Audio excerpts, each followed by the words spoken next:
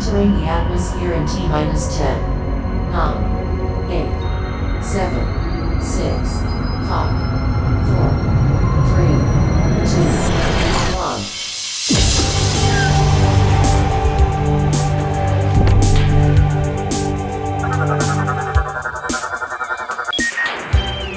Hello everyone and welcome to the Omega Metroid podcast from OmegaMetroid.com.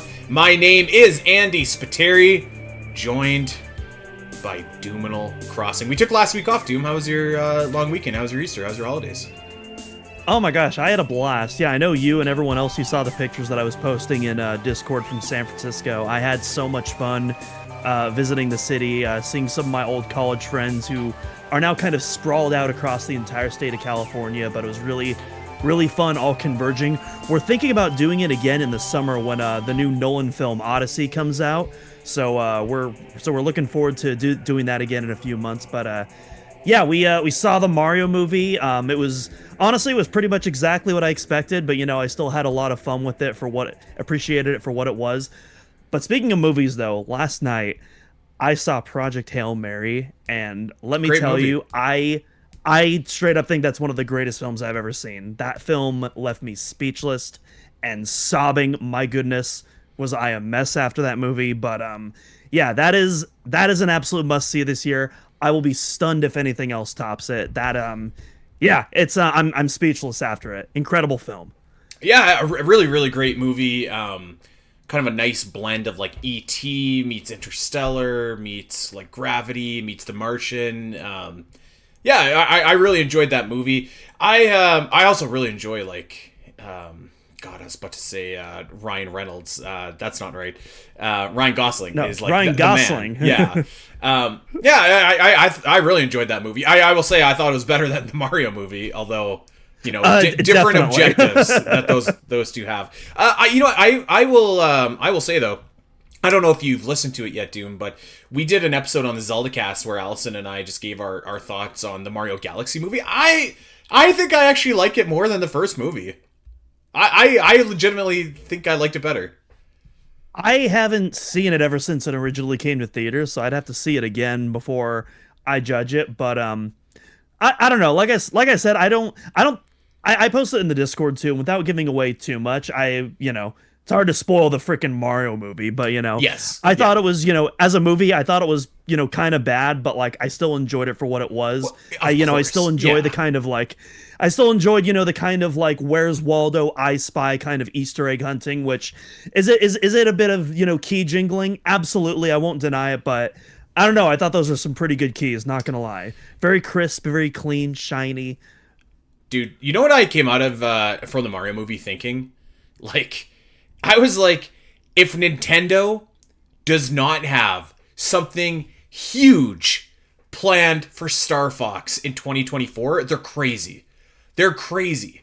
Like, I'm talking like a brand new, like, big game or like a movie of its own or like a show or like something. Like, they have got to follow up on Star Fox has not been this hot since 1997. Mm-hmm. And I will say, like Fox McCloud, voiced by Glenn Powell, definitely the best part of the movie. Like, absolutely steals the show whenever he's on screen. Yeah.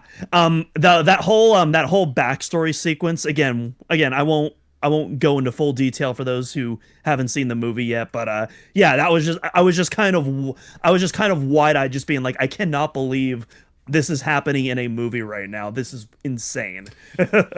Worth mentioning as well, a lot of eagle-eyed Metroid fans out there have pointed out that there is indeed a Metroid Easter egg in this movie. I am not going to say where or what it is. I think that would ruin the surprise maybe for anybody that hasn't seen it, or maybe has seen it but just didn't know it. Like, I didn't notice it when I saw it. Someone told me after the fact. But I confirmed there is a Metroid Easter egg in there. So, and I would say it's a little bit more like obvious than the first movie's Metroid Easter egg as well. So yes, see if you can see it. And if you're really stuck, I mean, you can find it out there, but we have an article up on OmegaMetroid.com detailing where it is as well. And at last time I checked, there was still a video that linked to the scene. Don't know if that has been taken down or removed or what, but hey, it's there for you as well. I did notice the Easter egg when I was in the theater, because I was like scouting. I'm not going to say where I was scouting, but I'll just say that I was scouting, and when I saw it, I did. I did the meme, the Leonardo DiCaprio, the pointing meme. I straight up did that, and like all my friends were looking at me like, no, you guys, look. So yeah, that was great, and I don't know, it might play a role in one of my things that I'll be asking about later in this episode. Who knows? Yes. Well, we have decided to bring back one of the favorites of the Omega Metroid podcast. Everybody's favorite show that we do here, SAMUS'S Percentages. And we have a lot to get to here, so I think that we're just going to jump right into it. And let's explain the rules of engagement, because it has been a little bit of time, I think, since last time that we've done a SAMUS'S Percentages. Just quickly checking, it looks like, wow, it looks like it's been like January of 2025. So, yeah, it's been a while. Overdue. Yeah, no kidding. Okay, so, SAMUS'S Percentages. The premise is very simple. Doom and I are going to say a statement, and we are both going to give a percentage on how likely to be true that statement is. So 100% means it is absolutely going to happen. There is no stopping it. It is the sun rising in the east and setting in the west. And 0% means that there is no earthly chance that it could happen. None. It will never happen. Ever. I can't even think of anything that would have a 0% chance of happening in this real life. Maybe I could, but not appropriate to say on the show. And I have always been of the mind that we like to caution away from the extremes here, 100% to 0%. And my dear co-hosts have not always went along with me on this train of thought. But we'll see what we could do here today. So 0% means very unlikely, and 100% means it's gonna happen. And so without any further ado, I think that we should get started here, Doom, with our SAMUS'S Percentages. Are you ready? All right, let's do it. I am absolutely ready. Do you want to get started with this, or do you want me to get started with this? I will kick us off here, and I think I'm gonna get some of the obvious ones that I think are probably on both of our lists, because Doom and I we went and we came up with some of these, didn't tell each other what they were gonna look like here. So let's get the one that I think is probably at the top of your list and mine out of the way, and that is Metroid 6 is revealed and announced in 2026. Not necessarily releasing in 2026, but revealed and announced. Okay. Ooh, this is so. There have been, and to my surprise, some Metroid rumors going around. I don't know if I necessarily believe these rumors. I'm quite a bit skeptical on some of that, but we have been there. There's been some rumors regarding a Metroid 6, regarding a Super Metroid remake. So there's definitely more talk about it than I would. You can tell when the news cycle is slow, because there's crazy rumors on. Like these are not credible. Yeah. I'm gonna say, and I know, I feel like we're gonna be on opposite sides of the spectrum, because I know you think that at the very least it's probably gonna get revealed this year. I'm gonna say not quite. I think now next year I would say the pot's boiling, the pot's getting hot. But this year, I don't think we're gonna be hearing anything about Metroid. I think the Mario Galaxy movie is going to be the extent of the Metroid news that we have this year. I'm gonna go 20%. You are correct. I'm gonna take the over on this. I feel good about a new Metroid game, or Metroid 6 rather, being announced.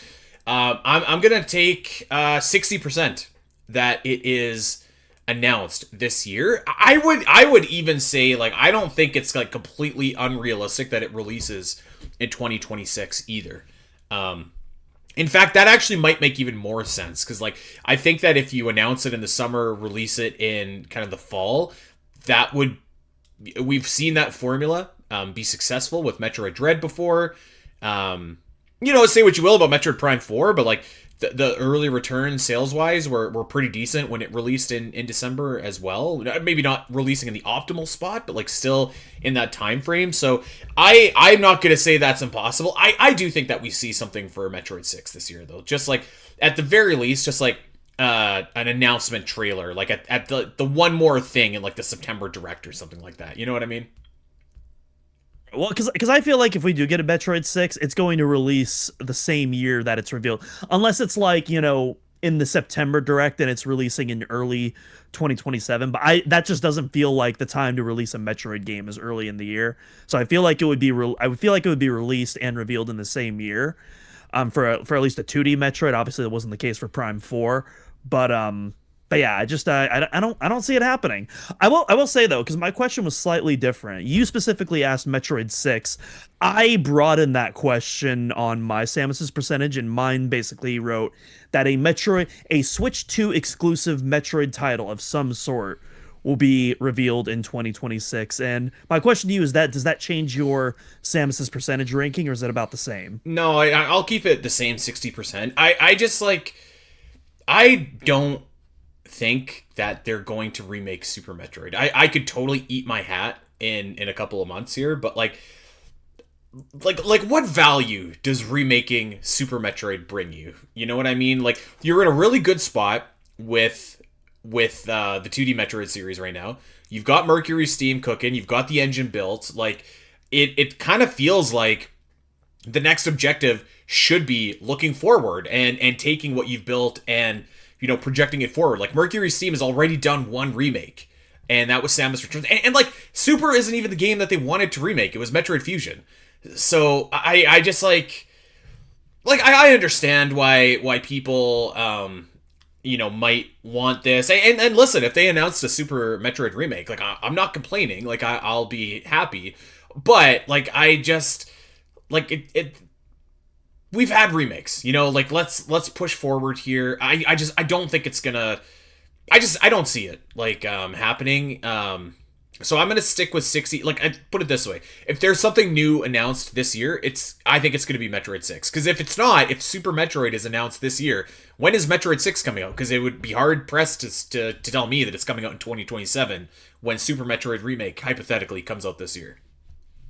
Yeah, I pretty much completely agree with all that. The only way that I would be like, I guess, really excited for a Super Metroid remake is if it was not being done by Mercury Steam, because I want Mercury Steam to do Metroid 6. I don't want anyone else taking that spot. So like if there's like a different studio that's working on like a Super Metroid remake to like, tide us over, for a year or two while Metroid 6 is being worked on, then hey, cool beans, we all win. But if that is the project that Mercury Steam is working on in lieu of Metroid 6, then like you said, like I'll still be happy there's something, but I'm also going to be pretty disappointed that we're not getting Metroid 6. I feel like if you're gonna release, like to me, remakes are like buffer games in between like your big like releases, and right. It feels like we are on the precipice of Metroid 6 pretty quickly. I feel like the appropriate time to do a remake like that, but it might have been in like 2023 or 24, not now. So but again, could be totally out to lunch. We'll wait and see. Let me do one more kind of obvious one here, Doom, and we'll go back and forth there and kind of get our percentages flowing and cooking here. And this one is also looking towards the future. So here we go. Metroid Prime 5 continues the Sylux story. Ooh, you know what? I'm gonna say this. Let me just put a little bug in your ear, Doom. I think like before, like even in January and February, I would have said this is a slam dunk. Like, of course they have to do it. The further away I do get from Metroid Prime 4, I do wonder if someone at it, like if Riza Tabata is just like, you know what, this was a train wreck. We're just going in a completely new direction. I think that's on the table. Like, I wouldn't say it's impossible. Yeah, most definitely. And again, like Prime 4, like it definitely, like the thing with Prime 4 is a lot of people call it a cliffhanger ending. I definitely don't agree with that at all. To me, it leaves the door open for future stories, but it doesn't satisfy it in a good way, but it also closes the door enough to like to be able to leave a lot of that stuff alone and kind of have that as its own contained arc. Again, not a satisfying arc, but an arc by the most technical definition. So I'm definitely in agreement there. I'm still gonna say I'm gonna say 60%. 60%. Now, if we're including all the other, Federation troopers, stuff like that, I think that goes down lower. But if it's just Sylux coming back, I think they're still gonna try to bring him back. Salvage that, yeah. Yeah, try to salvage that. I'm gonna go 60 on specifically Sylux returning. I'm gonna go even higher. I think I'm gonna go 75. I just like but to my point, I would have been like 95 like in February. Exactly, yeah. Like, how could you not? Because I mean, like, Sylux is clearly alive somehow, some way. The dude is like wormholing through different galaxies and stuff like that at the end. So like, I'm not. I know some people were just like, well, he's stuck on Vuros. How could he possibly get? And it's like, dude, they'll find a way to get him off. Like, don't worry about that, bro. He was literally like teleporting Samus to like an alternate final destination. Like he's like you think a bunch of Federation Marines are just going to be able to hold him? But no, this dude's got an army of Cybots, okay, that he can just use to transform himself into. Yeah, I'm going to say 75% that they are going to continue this story. I mean, I think, like, I would say, like, I don't think the game ended on a cliffhanger, but it certainly didn't give you, like, the conclusion to Sylux's story. So, like, I feel like, even, like, his backstory, like, I feel... I didn't feel like that was the complete backstory playing Metroid Prime 4. I don't know if you would agree with that, but I do feel like they were leaving some on the table to find out in future installments. I mean, I definitely didn't think it was enough at all. Like, you barely got anything, and then the stuff that you did get and like the fully 100% ending was just so goofy and nonsensical that it just completely took me out of it. But I could also see Nintendo being like, yep, that's Sylux. He got a little angry, had a bad day, and now he hates Samus and the Federation. I could absolutely see them doing that too. I don't think they're gonna do that though. I do think that they are gonna try. They're gonna try at least one more time. I feel like. I think so. I at the same time though, I wouldn't be shocked if Nintendo is just like, well, the story is complete. Now we know the answer, but we want to leave it up to players' imagination. Side rant here, Doom. Nintendo just did the most frustrating interview about Hyrule Warriors: Age of Imprisonment, where they were talking about like the great story in the game, the great playable character roster, and like how like all these things that they made up for the game. And I was like, you know what? I totally get that when you're marketing and doing interviews and press, like, you want to put your game in the most positive light. But they do know that we played this game, right? Like, they know that we know what they're saying is, like, totally not true. And I would say, like, this one I thought was even more egregious than the interview about Metroid Prime 4, actually. But, hey, I guess they can't all be winners. All right, let's move on. So we're both still pretty high that we have not seen the last of Sylux. Doom, what do you got on your end for Samus's percentages? Let's turn up the heat on this kettle. We were talking about it earlier in the intro. Let's just get right into the meat and potatoes.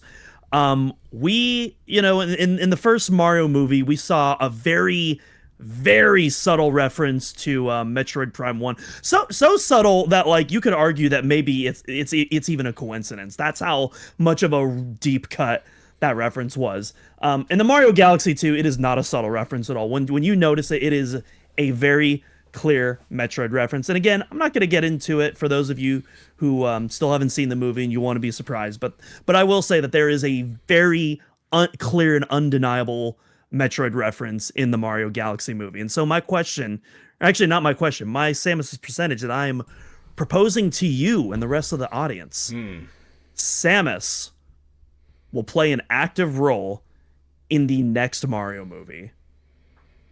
I'm gonna go low on that. I'm gonna go quite low, actually. I'll take like 6%.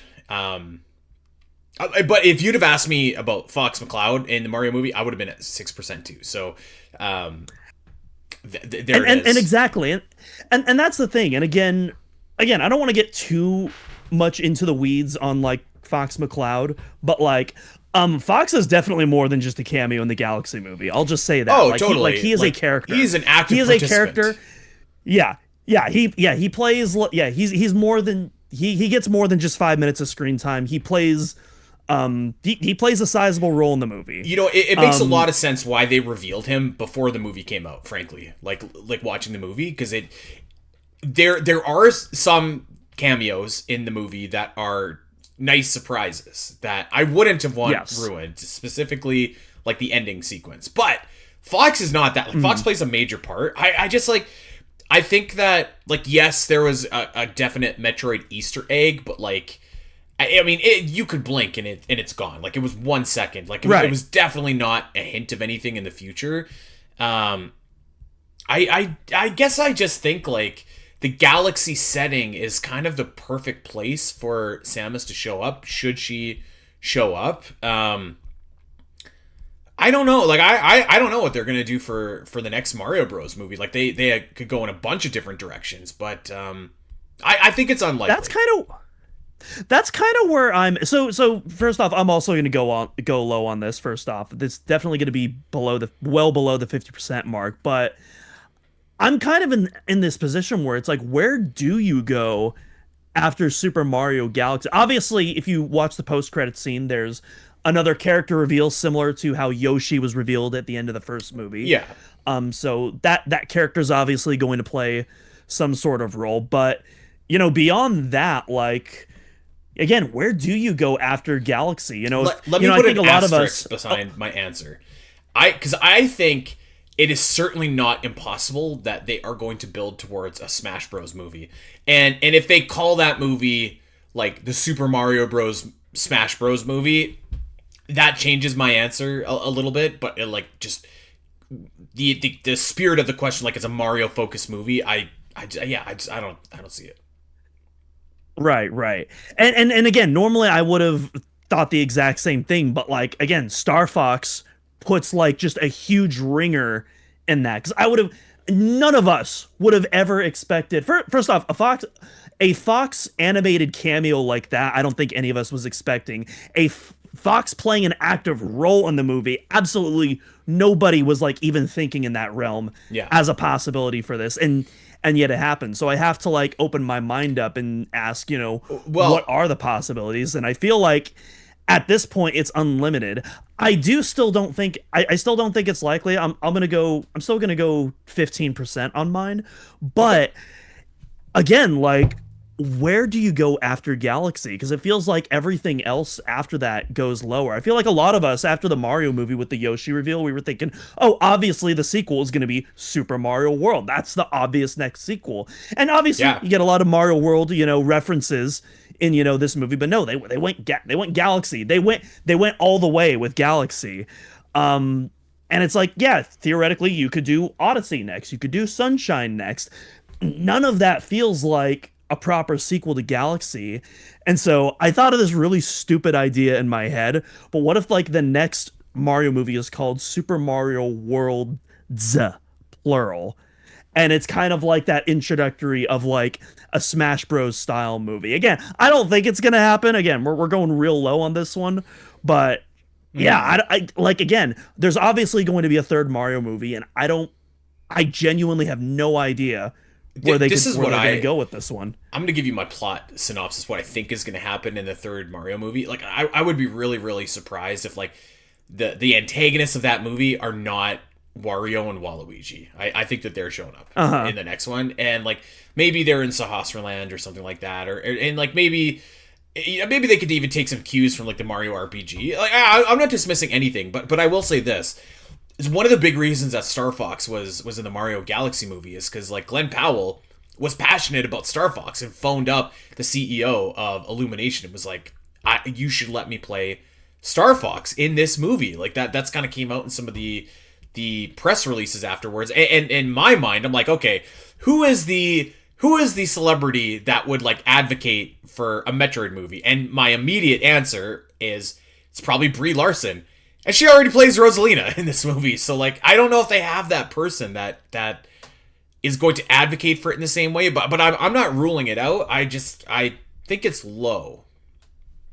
And I agree. It's low. I'm just saying it's also not as low as I would have put it, like, a few weeks ago at all. I feel like now, I feel like, beforehand, the possibilities were a bit more narrow. I feel like the possibilities of where this next movie could go is unlimited. And you know what? It could be that initial safer option that we all envision. It could be something absolutely bonkers that we don't expect. And I think everything is on the table at this point. But it's also a lot of options too. And I feel like that, the amount of options on the table is what still limits that possibility more than anything. There's just so many ways that it could go in. And really only one of those involves Samus. Well, let's keep it related to a movie and or a show, because I'm going to hit you with one of mine. I think that there is going to be a Metroid movie at some point, and maybe it's an animated show, whatever. Let's just use these terms interchangeably. So when I say movie, I'm talking about a Metroid IP. Okay, my Samus's percentage to you: when a Metroid movie is made, it follows the live action route as The Legend of Zelda has done, versus the animated route that the Mario Bros. Movie has done. And I'm gonna go high on this. I'm gonna go high, Doom, and I'm gonna say I think like 85%. If and when there is a Metroid movie, I think it's live action, and I think it should be live action. I think it'll be bigger, and I think it'll mean more.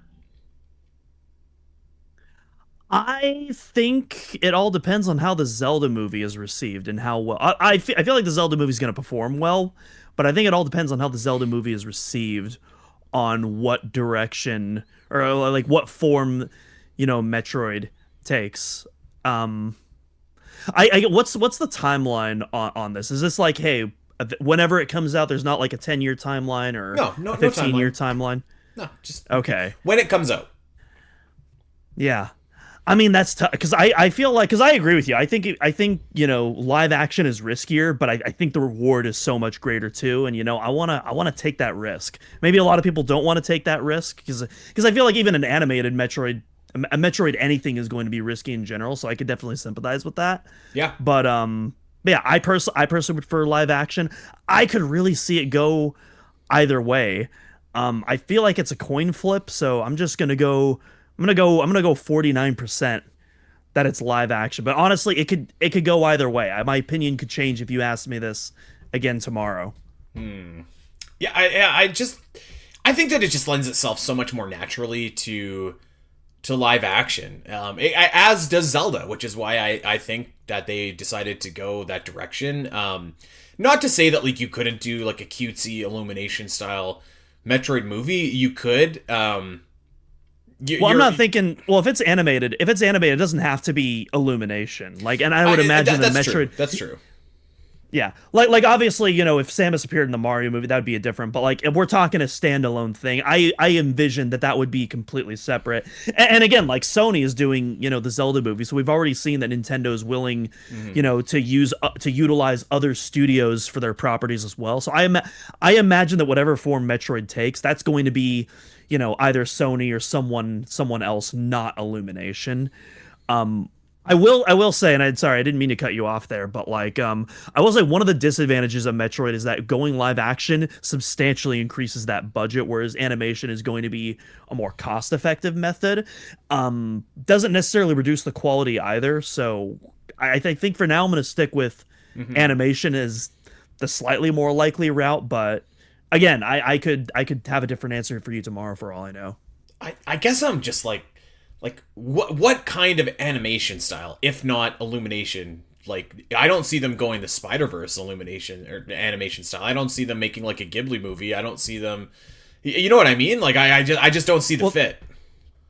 Well, the first thing that jumps out to me, obviously, is the Castlevania show. That's the first thing that jumps out to me in terms of like what a Metroid animated feature would look like. Yeah, and I guess to be fair, like because I can't see that releasing as a movie. Maybe it's more likely as a Netflix show that could work. I think Nintendo is like in the business of making movies now. Like that's what I think they're gonna push this towards. So that's why I'm a little bit higher. But I mean, like you're right. It's more of a risk for sure. And I think like you need a big star to play Samus. I don't think you could get away with like kind of casting an unknown like you did in the Zelda movie. I think you would need someone like a Brie Larson or like someone with a name behind him to play Samus. Almost like when Angelina Jolie played Lara Croft in 2002. Right. Yeah. Yeah. We'll see. Okay, let's keep it moving. What do you got? All right. Next up on the list. Let's see. I don't want to do that one. That one's actually kind of a boring one. You know what? Let's do another interesting one. Because even I at this exact moment in time, I don't know what my full answer is going to be. So I might have to just like wing it on the spot. Samus's next default suit design in Super Smash Bros. 6 will be based off of Metroid 6. Samus's percentages. I mean, this is obviously like super dependent on when those games come out, so it's hard to say. I'll go lower on this though. I will go lower on this. How low? Maybe like 30%. I feel like. And with the reason being, I have to imagine that like at least like preliminary work has started to be done on Smash 6. By this point, like let's say that this game comes out in 2028, hypothetically. I think that you probably are, if that's the case, I think you're probably starting to work on the game like now, if it comes out in 2028, right? So, and I think that in the past, like you've seen a big delay in getting like characters over to the Smash Bros roster. So like remember when like Byleth came out like a year and a half after Fire Emblem had released, and some of the other Fire Emblem characters that came out like way after the game was out. So I don't know if I see that. I think I see it modeled more after like the Varia suit in Metroid Prime 4 would be my guess. Not like the Psychic Varia suit, but just like the standard one. Right. Yeah, that default from like the very start of the game. Yeah. Yeah. I and so. This is where, and this is where I don't really know where they're going to go with this because again, if you look at all of Samus's suit designs, 64 Melee, it's the Super Metroid suit. Brawl, a lot of people don't realize this. It's actually based off of the Zero Mission fully powered up Varia suit that you briefly see for like 2 seconds before upgrading to the Gravity suit. And then, of course, Smash 4 and Ultimate is Other M. But all of those are based off of the Sakamoto games. If you know, obviously not just 2D because we're including Other M there, but all of those designs are based off Sakamoto. In Ultimate, you have the Meta Ridley skin, you have Dark Samus, so that's definitely some Metroid Prime influence there. You have the friggin' Orpheon stage, but like by and large, when it comes to like the visual design, particularly of Samus, like it's based off of those Sakamoto games. There isn't really a lot of Prime influence in those Varia suit designs, and so I feel like the Prime 4 Varia suit, like that would be the one that I would want to see. I think that would look absolutely gnarly in the next Smash, but I don't know if that's the direction they're going to go with. But I also don't think they're going to do the Other M suit again. I think we're going to see something completely different. And so I feel like what are they going to go with? Are they going to do Dread, or are they going to do Metroid 6? And I think if they Dread, I don't think they do Dread because the color scheme is different. Although I think that would be an option. I think if Metroid Prime 4 is not on the table, I think what you can and should do is the Samus Returns suit. I would agree with that, but also, you're going back to 2017 and doing that as well. And so I don't know. I almost wonder if they're going to kind of pull a Link, and make, his Breath of the Wild garb his default instead of his traditional garb. I mean, if you think about it, Metroid Dread is currently the highest selling Metroid title. So part of me, I don't know. I think maybe they do Dread as kind of the default suit, and then maybe I don't know, like the Samus Returns suit or something like that as as the alt costume.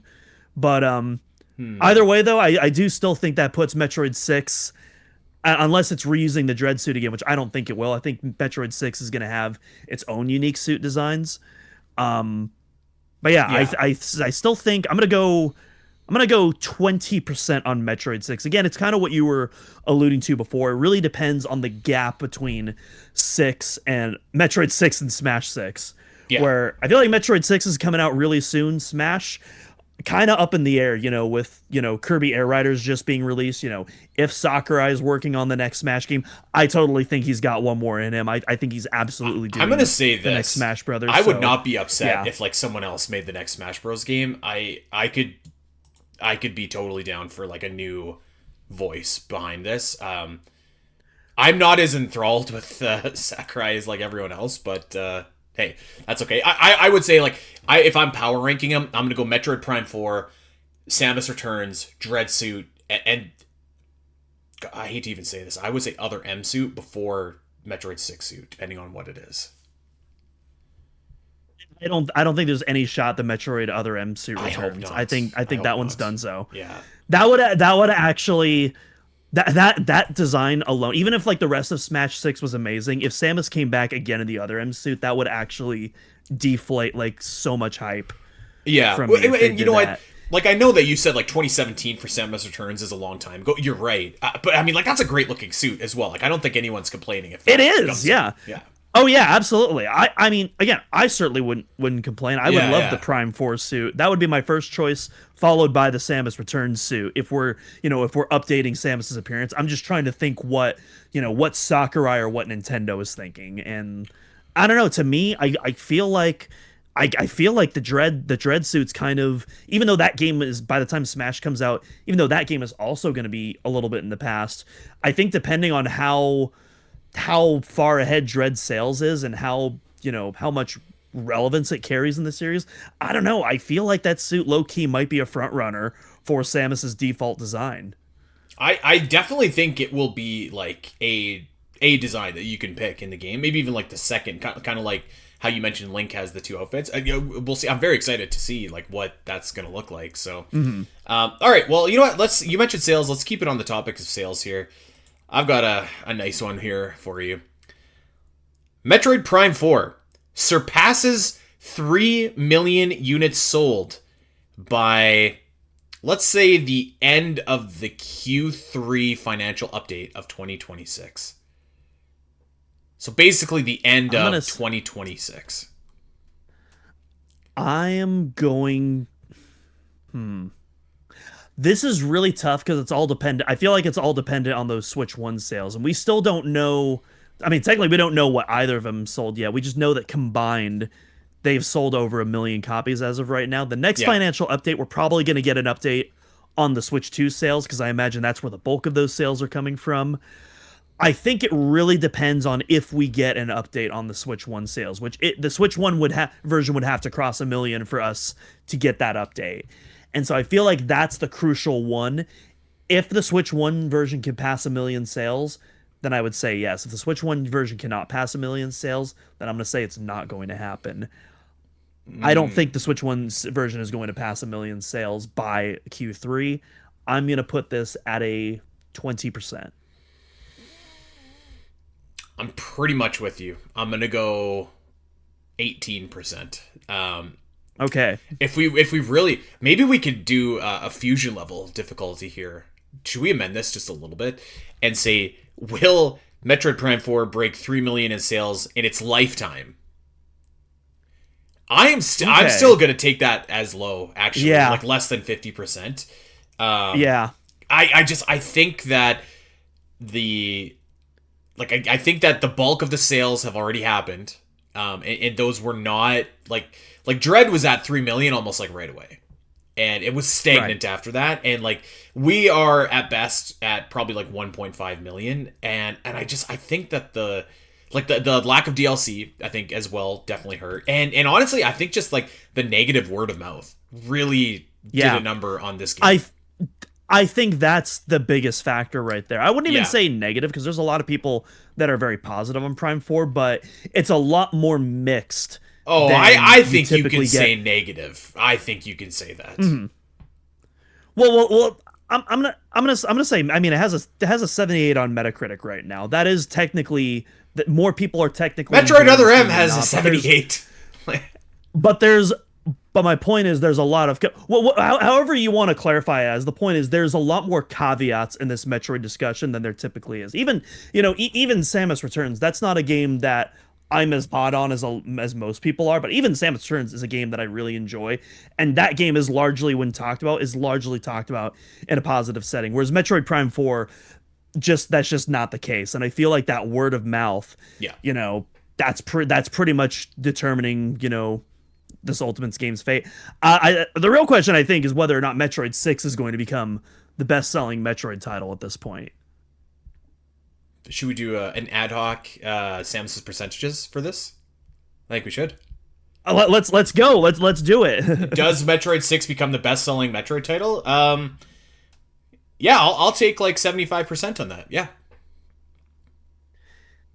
Yeah, this is another interesting one. Hypothetically, Because, like there should only be room to grow, right? Like Right. It's not like Metroid Dread had like this. Like Metroid Dread is a fantastic Metroid game, but like it's you know what I mean. Like sometimes you get games like Breath of the Wild, and it's just like the circumstance, the scenario, like it was lightning in a bottle, or Animal Crossing New Horizon. Like I just think like those games are like. There's all this stuff happening around it that can conflate it, and you'll never see that happen again. And it's very likely that those series will never reach those highs again. I would not say that about Metroid Dread. Metroid Dread was announced, it was great, it came out, and people bought it. Like there's no reason to think that you couldn't, replicate that with Metroid 6. agree with that, but I also do think like the economy and the game industry is changing very rapidly.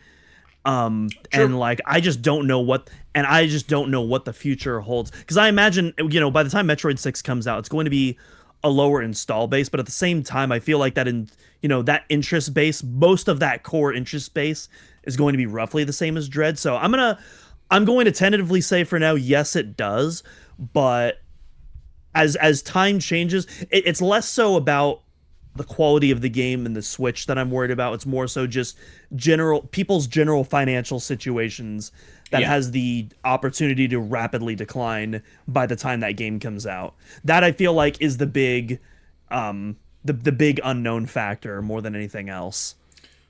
So I'm gonna go 60% on that. Yeah, still like a very good chance there. So I just like to go back to Metroid Prime 4. Like that should have been the highest selling Metroid game, like by a lot. If the game had just kind of, I don't know, did its part, I guess. All right. Yep. Let me take us in a totally different direction, and I want to not talk about Metroid at all, actually, but rather, I want to talk about Castlevania Belmont's Curse, which just had a new trailer and a new developer commentary video drop within the last week. You can read about that over on OmegaMetroid.com. Joan of Arc is in this game. It looks awesome. It looks a lot like the artwork for some characters that you'd see in Hades, actually. It looks really, really cool. So I want to talk to them about this game for a second here, and I'm going to throw Samus's percentages at you. Castlevania Belmont's Curse hits 90% on Metacritic.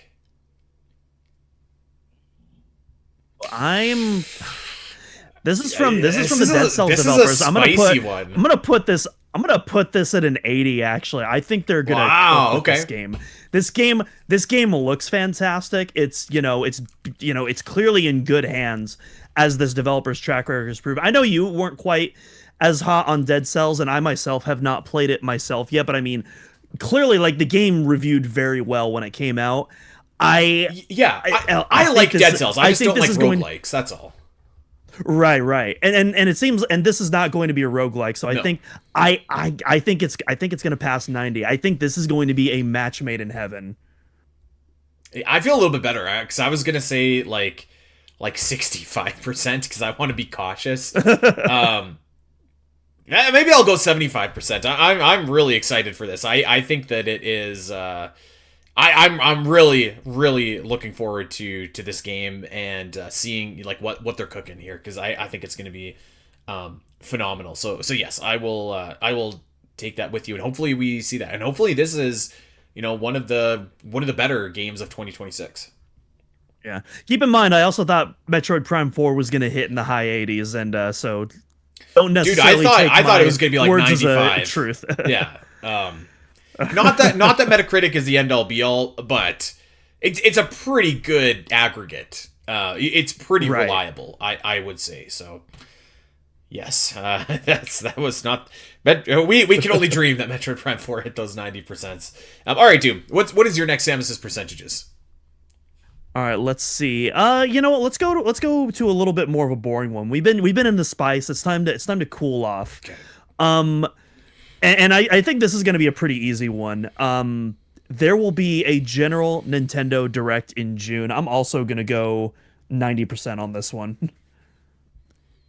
I'm going to take like 97%. Like, there needs to be a general Nintendo Direct like tomorrow. I have no idea. I bought a Switch 2. I have no idea what I'm going to play this summer, what I'm going to play in the fall, what I'm going to play in like the holiday season. I have no idea. Tomodachi Life is out there. You know what? I was talking smack about Tomodachi Life. I can't remember if it was on this podcast or the Zelda cast. And someone was just like, hey, like Tomodachi Life sold a lot of copies. And you know what? That is awesome. That game just is not for me. Like, I know that we've got Fire Emblem, but like there's no release date on that. I just like what else is coming this year? Like they need to have this like immediately, I feel like. Yeah, you got Tomodachi Life, you got Yoshi next month, you got Fire Emblem eventually. We don't know. I'm imagining that's going to be a summer title. We don't know. We got Splatoon Raiders. That game also needs that's true. A release date soon. That game was announced. Side tangent. That game was announced way too early. I don't know why they just randomly dropped that on the Today app and just did absolutely nothing with it. But yeah, we haven't heard anything about that game since then. So yeah, I'm hoping we get some more information about that soon. And then Rhythm Heaven Groove. I can't remember. I think that got. I know that got a price I heard that reveal. Dak was going to buy a bunch of copies of that game. Right? Yeah. Day one. Yeah. Yeah. I can't remember. I think that was July, but I can't remember. But yeah. And the reason I'm asking because there's a lot of doom and gloom going around the Nintendo community right now. Like, oh no, Nintendo's abandoning directs, and I don't think that's what's happening at all. I think what they're doing is they're trying to experiment. They're trying not to rely on directs. They're trying to experiment with more ways to market and promote and reveal their games rather than just the directs. I feel like we're still going to get a general direct in June, and I don't think that they're phasing them out permanently. I just think we're going to be getting them less frequently. I don't think it's guaranteed that we're going to be getting the 3 a year like we did during the Switch 1 era, but I think that's. But I don't think they're going to be out the window. Like. Yeah, I get you want to promote this Nintendo formula. Today app, but this app is garbage. Like, let's just call it space. It's awful. It's horrible. These Nintendo Direct videos on YouTube have like multiple million views, each of them. Like some of them have tens of millions of views. Like this is the way to promote your games. If you're not going to be at the Game Awards, if you're not going to be at like the Summer Game Fest, you have to have Nintendo Directs. I'm sorry, but it's true.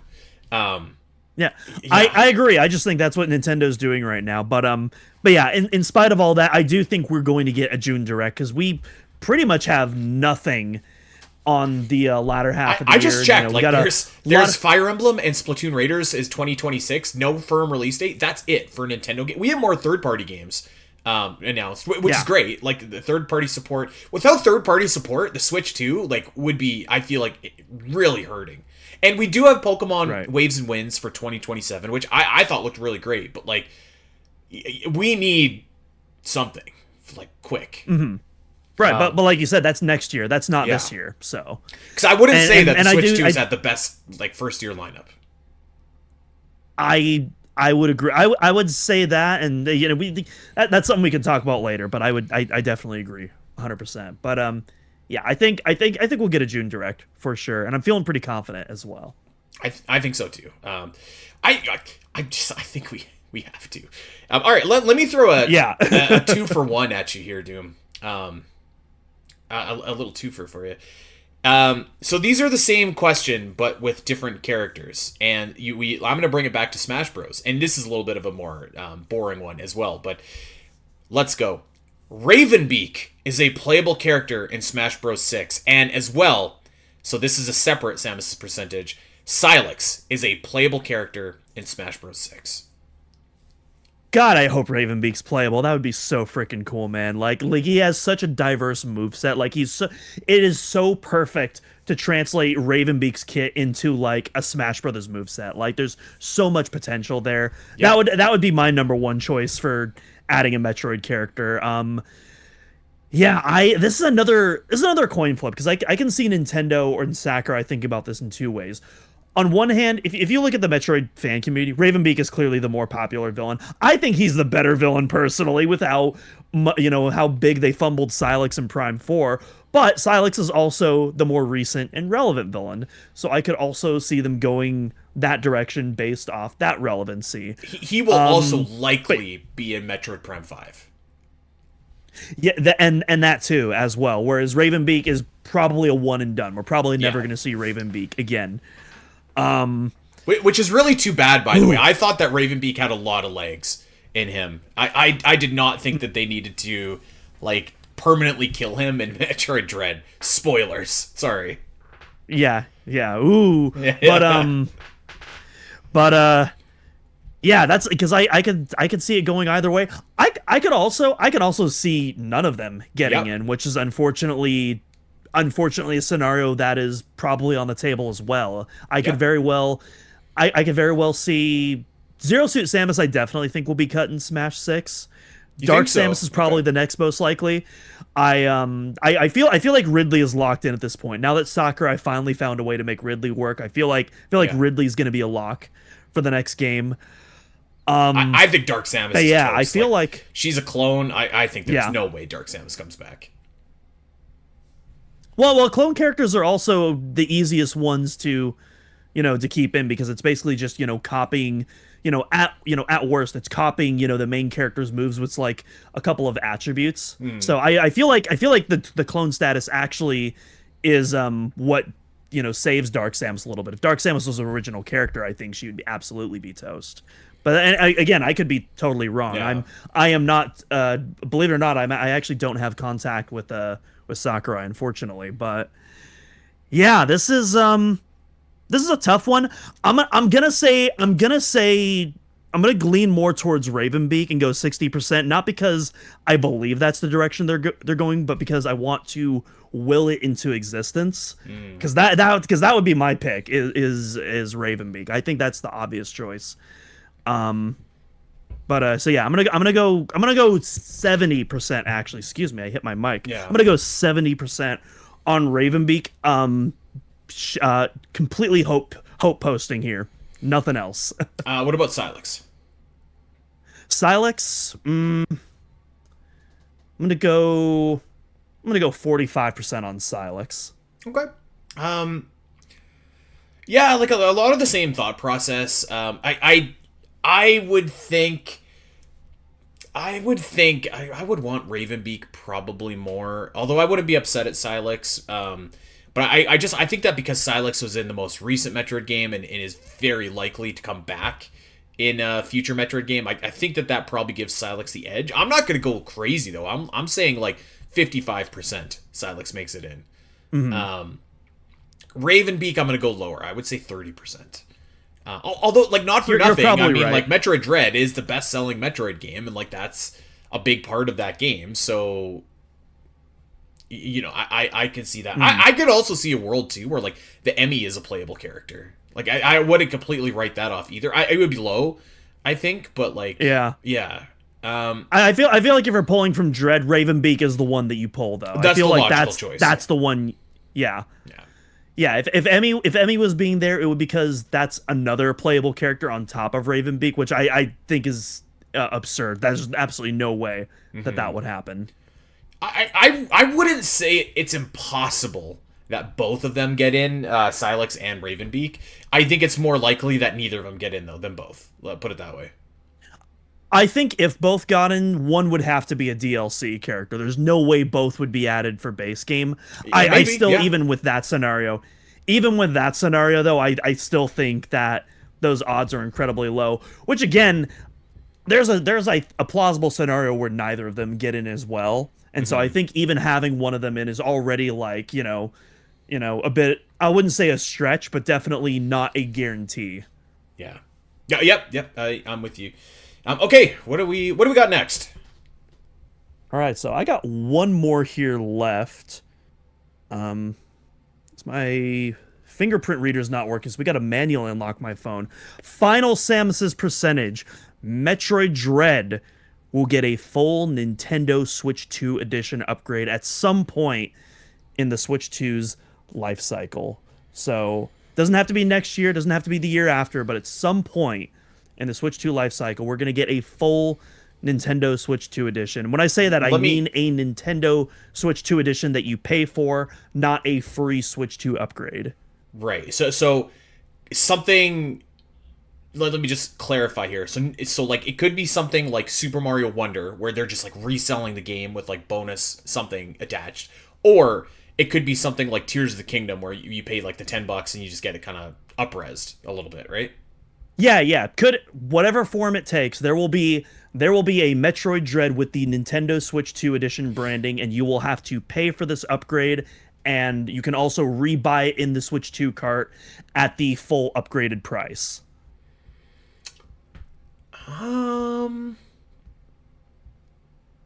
Good question. I'm gonna buy into this one. I'm gonna go.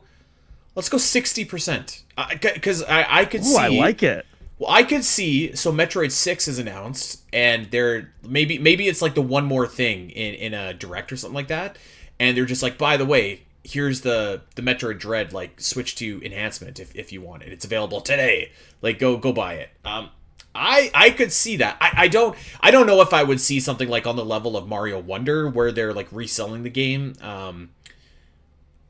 Do many Switch 2 upgrades have like a physical release? I know that the Zelda games did and Mario Wonder did. I want to say they all do, unless I'm mistaken. Yeah, I'm not. Because I know does, but there was extra content there too. Yeah, Animal Crossing did, I believe. Yeah. Or maybe that one didn't. Maybe did that one have a physical? Because I know that upgrade was only $5 more. Oh god, I don't know now.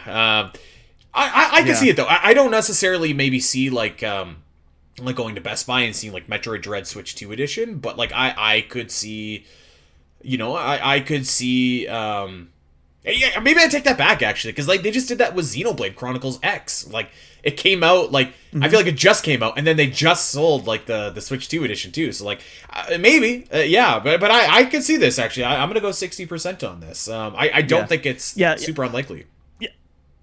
Yeah. I either way, that's like getting more into the weeds. Like I'm specifically, if Metroid Dread gets re-released in some form with that Nintendo Switch 2 branding, that's the key focus here, not whether or not the Switch 2 edition gets like its own unique physical copy. That was just something kind of I was envisioning there. But yeah, I'm gonna join you. I'm gonna join you on that 60% train. I feel like this is the more likely option to tide Metroid fans over than a Super Metroid remake. I feel like this is is the way to go. I feel like this is the way to go. Like, hey, you know what? Metroid 6, it's taken a little bit longer to develop than we like, but to throw you a bone, here's Metroid Dread, with some enhanced textures, 4K resolution, 120, or you can choose between the 4K or the 120, just like in Prime 4. Also, here's some bonus content. Play as Ravenbeak and mess stuff up. Heck yeah, sign me up. Or maybe even if it's just the visuals. I feel like if it is, it could be that. I feel like if it's the tide over for Metroid 6, I feel like there would be a little bit of bonus content there, but I mean, I could be wrong, but I feel like Nintendo's gonna try, because Nintendo loves using, whether it's the Wii U ports on the Switch 1 or now clearly the Switch 2 editions is kind of taking over that role on like, tiding over content between releases. I feel like Nintendo wants to supplement a little bit more Metroid to build off the momentum, even though Prime 4 clearly didn't go the way they want to. I think they still want to continue that momentum, and I feel like a Nintendo Switch 2 edition of Metroid Dread is a great way to do that. Yeah, I like that. I think it's a really good option for Metroid Dread. My heart of hearts is just like, do it for Samus Returns. Give that game a chance. Yes. You know, like, please. Jeez. All right, let's. I got a couple left here that we can go, and you know what? Let's go off the board again and talk about something that is not Metroid, but Metroid adjacent. And let's go and discuss the Super Mario Bros. Galaxy movie yet again. And my Samus's percentage is the Super Mario Bros. Galaxy movie is the highest grossing movie of 2026. It's well on its way to becoming that right now. There's a couple of heavy hitters coming out though later in the year for sure. Yeah, there are two movies in particular that I'm thinking of that are going to challenge Galaxy. One of them is Spider-Man: Brand New Day, which I'm more excited for that movie than I thought I was going to be. I'm really curious to see how that turns out. And then obviously, more than that, there's actually three options that I'm thinking of. So you get Spider-Man, which for clarity, No Way Home crossed the $1 billion mark. Granted, there's a big reason that movie crossed the $1 billion mark, but I feel like this movie is going to. I think this movie is going to continue that momentum, even without Andrew and Toby there with them. But obviously, you also have Avengers: Doomsday. Mm-hmm. That one I'm really curious to see because I feel like that could go in either direction. That could be a flop. That could also be a huge success. There's so many different factors that are going to determine what that movie does. And Dune 3, I think, is also going to be a sleeper pick for a huge grossing movie as well. I think Dune 3, not Doom 3, mm-hmm. I think is also going to be in that running as well. Or maybe it's not. I actually don't know what the Dune movies gross, but I feel like they were pretty high grossing. I could be completely wrong on that, but those feel like high grossing movies. Let me check real quick, because I'm kind of with you. I think they were obviously like really critically acclaimed movies, and I really liked both of them, but I don't know that they were like. I mean, I'm not gonna. They weren't like flops, of course, but like I don't think they were like right $1 billion movies. Let me try and find this here. Yeah. I feel like if neither of those were $1 billion movies, I'm going to retract that from the pool. But I definitely think Spider-Man and Avengers are absolutely still in that running to take the top spot. Mm-hmm. Yeah, Odyssey as reveled as Christopher Nolan is, and rightly so, I don't think the Odyssey is going to quite cross that $1 billion mark. I don't even think Oppenheimer crossed the $1 billion mark unless I'm misremembering that. I'm gonna stick with Spider-Man. Sorry, I was gonna say, so I've got Dune 2 is 714 million. So definitely a great box office performance. That is a Dune 1 is far less. It's at 410 million. Right. Yeah. So that's still an outstanding success. Like 700,000 is, phenomenal, and like almost double the amount that the first movie made. I think Dune 3 could absolutely cross the $1 billion mark. I don't think it's going to be the number one movie though. I feel like it is going to be that race between Mario, Avengers, and Spider-Man. So I'm going to stick with those three. And in which case, you have three options there. I'm going to say 40% that the Super Mario Galaxy movie is the number one performing movie of the year. Yeah, I'm probably in the same neighborhood as you. Like, part of me just wants to believe that like people are just sick of these Marvel movies. Like, I don't know. Like, I feel like the last couple of Marvel movies have not been lighting the box office on fire. I could be mistaken, but the last couple You're not mistaken, no. Like the last couple Marvel movies, to be fair, also weren't Spider-Man and the Avengers as well. Mm-hmm. I think like there will be a lot of curiosity about the Avengers movie, because like they're bringing everybody back, right? Like, it seems like just everybody Pretty that died much. in the last one is there.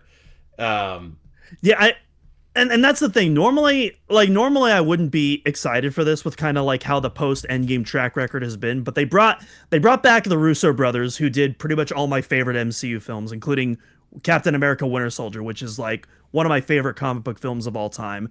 They're bringing back Christopher McFeely, who also wrote all those films that he's directing. So they got a good team behind it. But I mean, obviously, everyone misses sometimes, so it's possible that this one is a rare miss from them as well. I'm more so curious for Doomsday more than like really excited for it.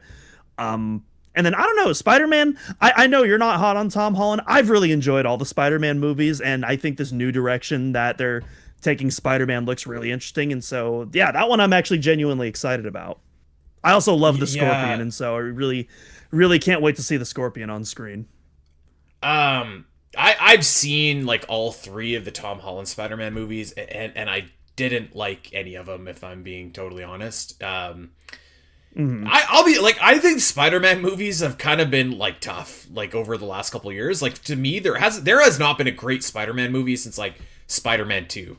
And I'm talking live action only, sorry, because Spider-Verse was great.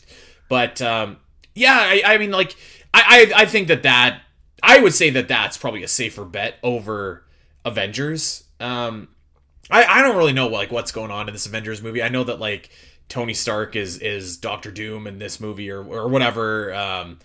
And I think that'll be enough to lure some people into to come and see it. But yeah, the Mario Galaxy movie, I mean, as we speak, is the highest grossing movie of the year, and I think it's gonna just keep on climbing and climbing. So, just because I'm trying to will it, let's go with like 52%.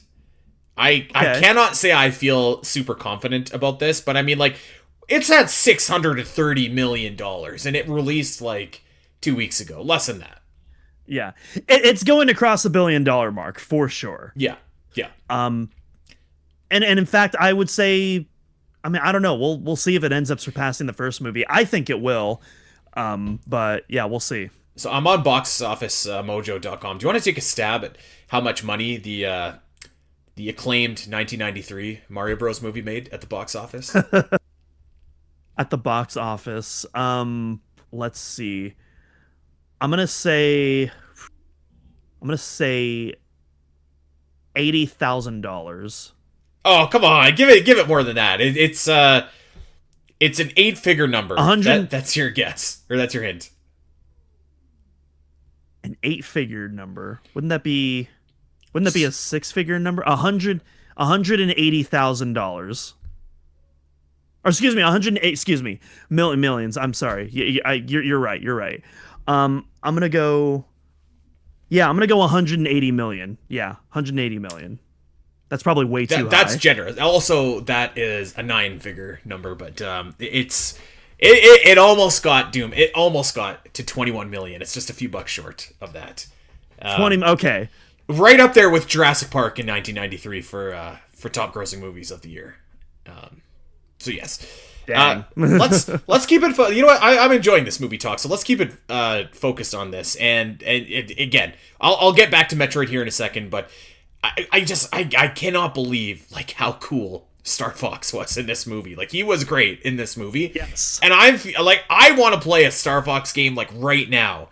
So my next percentages is Star Fox gets either a new game or a movie in 2026. Like, this has to happen. 99. They're crazy if they don't do this.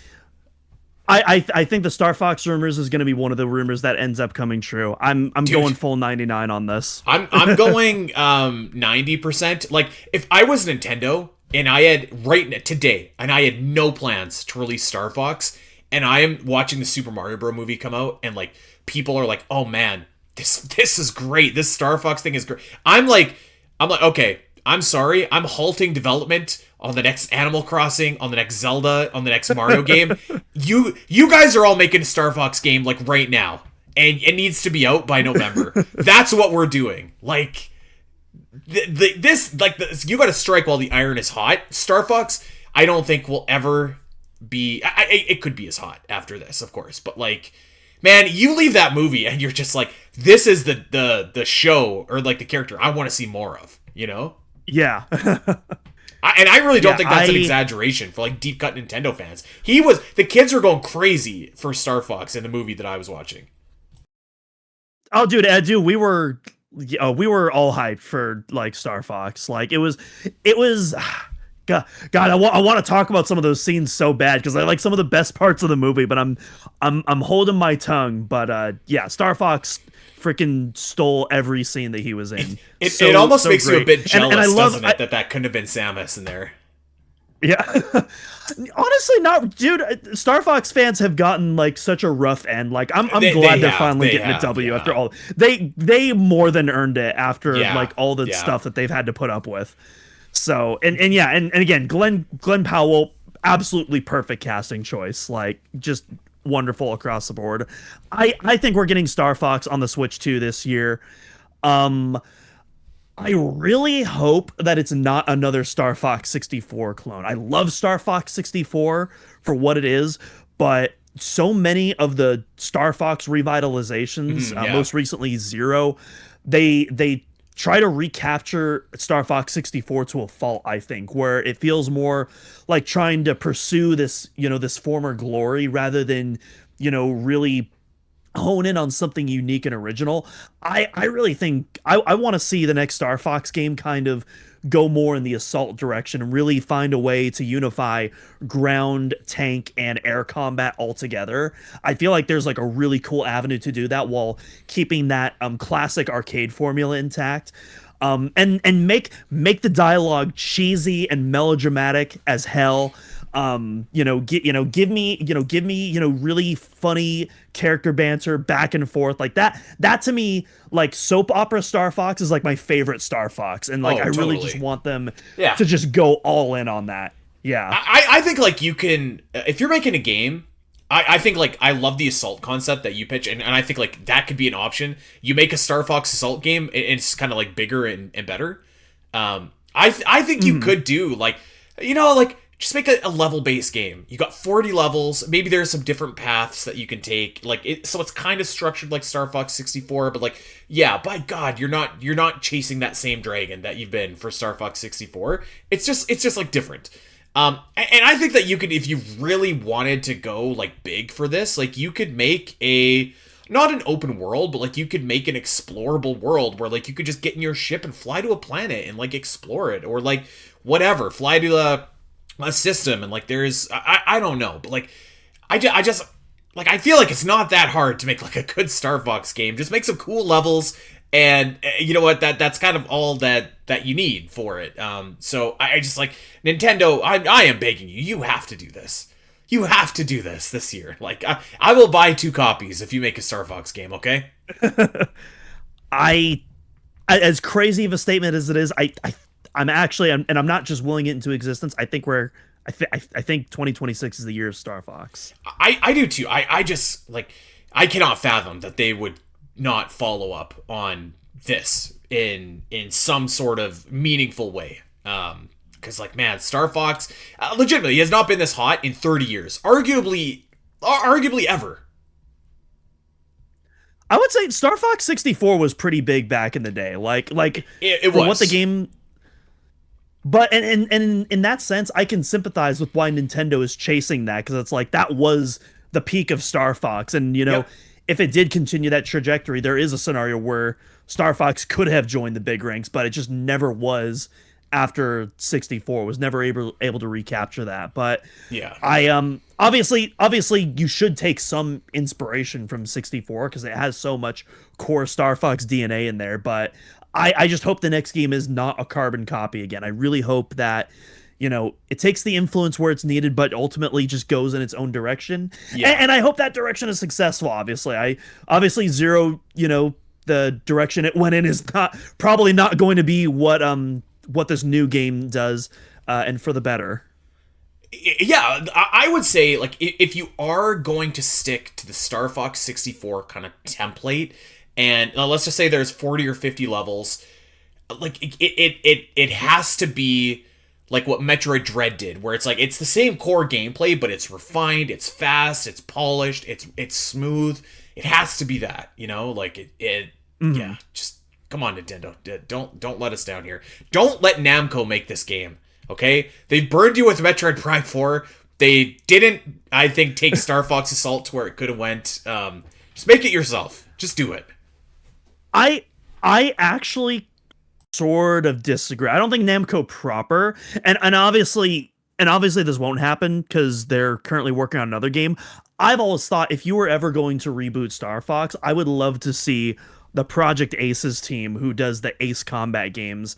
I would love to see them take on a Star Fox game. I think that team is incredibly talented, and like the Ace Combat games share so much DNA, particularly the soap opera aspects with Star Fox. I think they could do an absolutely wild take on that, but they are currently working on Ace Combat 8, so I don't and that studio I don't think is going to be big enough to handle two games in development simultaneously. So that's my pie in the sky dream for another day. Would it surprise you to learn I have not played Ace Combat? No, it doesn't. I know you're not like super big on like, modern military aesthetic games. I think you actually would enjoy the Ace Combat games because like, on the surface they look like these hardcore sim games and like gameplay wise they are, but story wise they're just so goofy and off the rails, and like they fully lean into like the melodramatic soap opera aspects in the story, and it creates this really unique atmosphere for a game. I think you'd actually really enjoy them. I'm always willing to try. So yeah, maybe if they ever go on sale, I'll snag one. All right, I got two more, I think, and then we'll call it a day here, Doom. I want to revisit this. I believe that this was a question that I asked on SAMUS'S Percentages like years ago, and I think after what we have learned in the last year, 12 months, 9 to 12 months, I think I want to ask this question again, because I feel like there are some parallels here between what happened with Retro Studios back in the day and what is currently happening with Mercury Steam. So my question is, or my statement rather, is Mercury Steam is purchased by Nintendo before the end of the Switch 2 era. I am going to go 8%. I don't think this is a likely scenario at all. Because the thing is, Nintendo rarely purchases new companies. They've done a little bit more recently, but even like, compared to like what Sony and Microsoft purchased, it's nowhere near on that same level. It's not really one of Nintendo's interests. Typically what they do, at least in terms of most of Nintendo's purchases that we've seen recently have been, regarding other business avenues, particularly their new push into film. That seems to be where a lot of like Nintendo's acquisitions have been lately. Mm-hmm. And on the game side, the last major notable ones that I can think of was they bought, I can't remember what the name of the studio was, but it was a studio that did a lot of Switch 1 ports. Not Panic Button, but a different studio that did a lot of Switch 1 ports for Nintendo. They acquired them. And then obviously Next Level Games, who Nintendo has a large history. And that's obviously the big comparison that people like to make when talking about Mercury Steam. The thing with Next Level Games is that at the time they were open for sale. And I think Nintendo, they didn't want to lose out on that opportunity because they were looking for buyers, because they were, had such a successful track record. Most recently at that time, Luigi's Mansion 3, which sold over 15 million copies, which is nuts. So I think Nintendo absolutely did not want to lose out on that. So I think it makes sense there. They also made Metroid Prime Mercury Federation Steam, for us, which did not sell. Right. So I think if Mercury Steam starts, opening up for sale, I think the SAMUS'S percentage meter drastically goes up after that, because I think Nintendo is still haunted by losing Rare to Microsoft back in the day, and so I think you still feel that influence at all today to an extent. That was like the biggest. That was the biggest home run that Nintendo hit by not purchasing Rare, because like Rare didn't make a game for like 4 years after that for Microsoft, and they were never the same after that. Right, but like when they were when they were collaborating with Nintendo, like, they were like huge. I mean, They were a powerhouse. They were the whole reason. I mean, they were the whole reason that, like, Donkey Kong was brought back, with Donkey Kong Country. Like, that completely, I'm not disagreeing. Completely, flipped Donkey Kong on its head. Like Rare basically carried Nintendo in the N64 era. But like Nintendo didn't bite, and it's hard to look back at that and be like, that was a bad decision. So I get what you're saying. Well, I think that was more just because of how Microsoft handled them, not like, Rare was falling apart at the seams. Like, there was definitely a little bit of that, but I think, especially seeing how Microsoft handles their studios now, like, that definitely was like the biggest factor, I think, in Rare's output since then. But either way, my point is, Nintendo, when it comes to gaming studios, at least, they don't typically just buy for the sake of buying. They usually, it's not like a lot how Sony and Microsoft operates, where they're just trying to consume and grow larger. That isn't, like, there's a little bit of that, but that Nintendo doesn't operate on that same level. So I feel like, I feel like Mercury Steam is kind of in a similar boat, where they're not looking to absorb them immediately. They have a good working relationship. They trust Mercury Steam when the time arises where they do need them for Metroid, or for, a Switch exclusive. It's not Metroid if that occurs. Similar to Next Level. I feel like it's going to be similar to Next Level games, where, Nintendo's going to need Nintendo needs to fear losing out on Mercury Steam in order to fully acquire them. And as of right now, there isn't really any evidence that Mercury Steam is going in that direction. So that's why I'm going to a low 8%. Yeah, I'm going to go higher, but I'm not going to go like crazy high. I would say like 35%, maybe 40 on a good day. I feel like there is definitely some like uncertainty at the top of at the top of Mercury Studios with leadership there, and I would be curious to see how that uncertainty kind of develops, particularly when it does seem like they really have been giving the keys to the kingdom for this Metroid franchise, and like, that's an important, you talk about retro studios, like they obviously came in with Metroid as well, and did Donkey Kong and did Mario Kart, and like I could see a similar pathway for Mercury Steam. I just think like I think Nintendo will invest in companies that it has a good working relationship with, that it doesn't necessarily want to lose. You're right. Like the lack of like a for sure, like Mercury Steam as of right now isn't entertaining the idea of being sold. But like to me, I just feel like they're kind of like a small-ish company that seems like they could be the right size and like growing in the right direction, where they might want to entertain being a buyer. And if there is more pressure on the CEO or the owner or whoever of Mercury Steam for kind of like what has been reported about a lot of the working conditions there, I could see where like that, they're just like, what, I just want to cash out. I'm going to try and sell this thing, not have to deal with any of this. Like if Nintendo wants to, or whoever wants to go and reshape the culture, like that's their problem, just pay me and I'm gonna leave, which is kind of lame, because that's like you get off the hook there. But like I could see that happening, and I could see like if Metroid 6 comes out, and let's even pretend, because the end of the Switch 2 era is gonna be what, like 2030, maybe yeah, it's gonna be in the 2030s, yeah. Even if it's like 2030, 2031, whatever, there's an opportunity, I think, for like 2 2D Metroid games to come out in that time, maybe like Metroid 6 and a remake. And I just think like if Nintendo's just like, these games are critically acclaimed, they are selling well for Metroid, and there is a scenario where maybe the leadership is unstable here, I could see it. I don't think it's likely, but I could see it.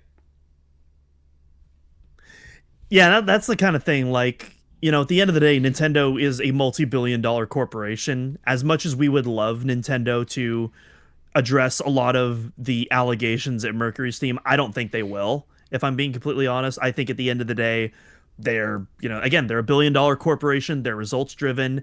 I don't like the way that Mercury Steam has gotten those results, but they've undeniably gotten results, and I think that is Nintendo's biggest priority. And as long as they continue to get results, and as long as they're not, in danger of losing that working relationship, then I think that things are going, or at the very least, I don't think they're going to try to outright buy them. In terms of whether or not that work culture improves, I think, as we talked about on that episode back when the most recent allegations came out, I think that's going to be all based on the I can't remember the local Spanish government ordinance that was looking into them. I feel like that's going to be that's going to have more of an impact on the work culture than Nintendo themselves. I don't think it's going to be addressed by them at all.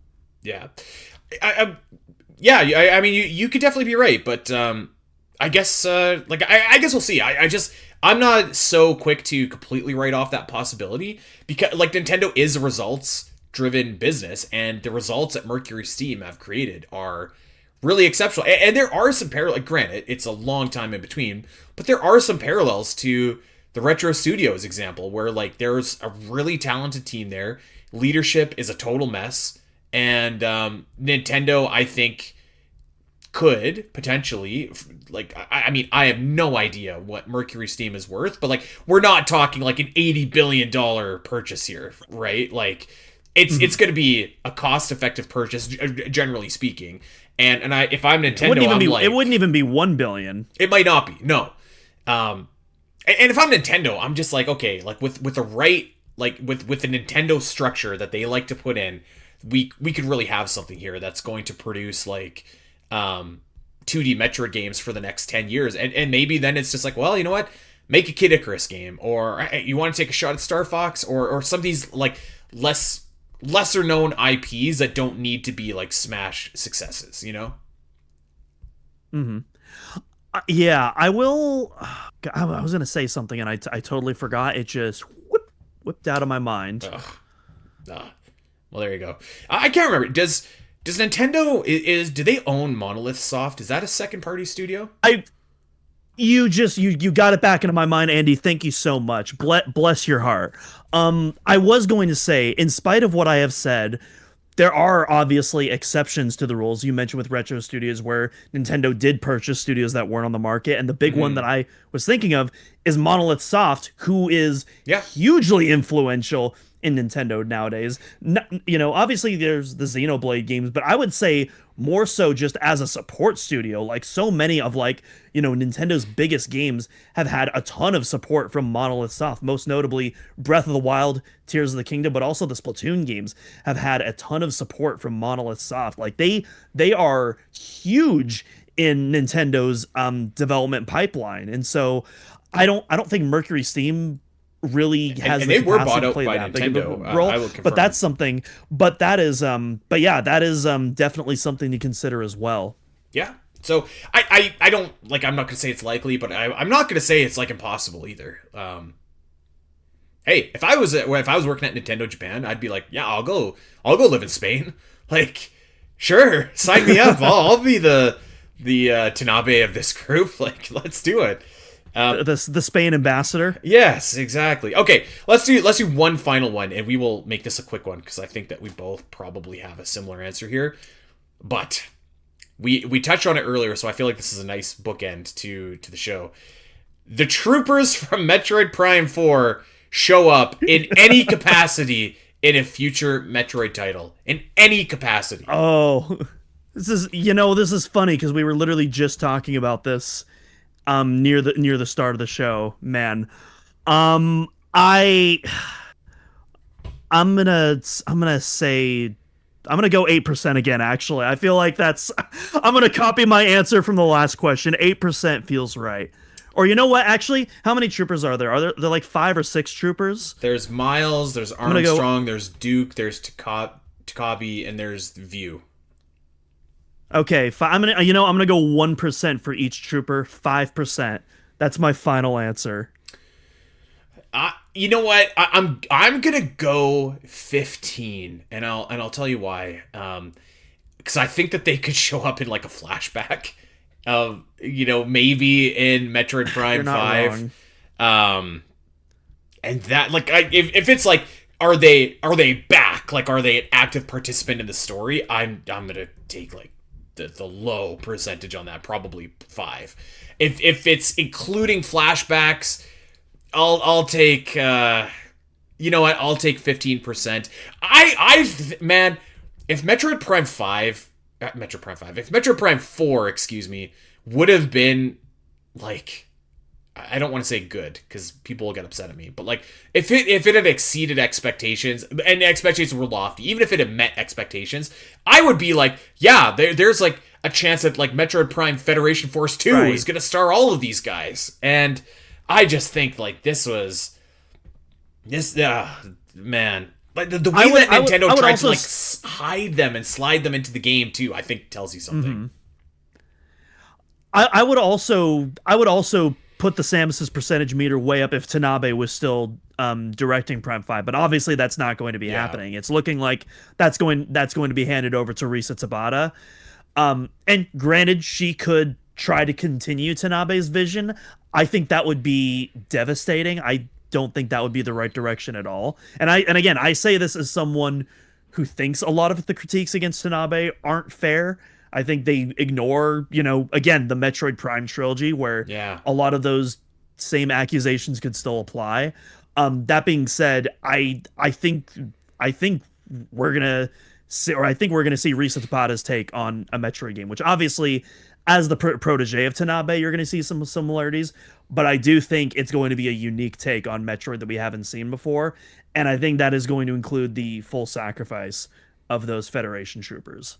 A great Samus's percentage to end on. We don't even have to answer this, but like, man, if Metroid or if Retro Studios does Metroid Prime 5 and it's another stinker, is there runway? I don't even want to think about that Samus's percentage right now.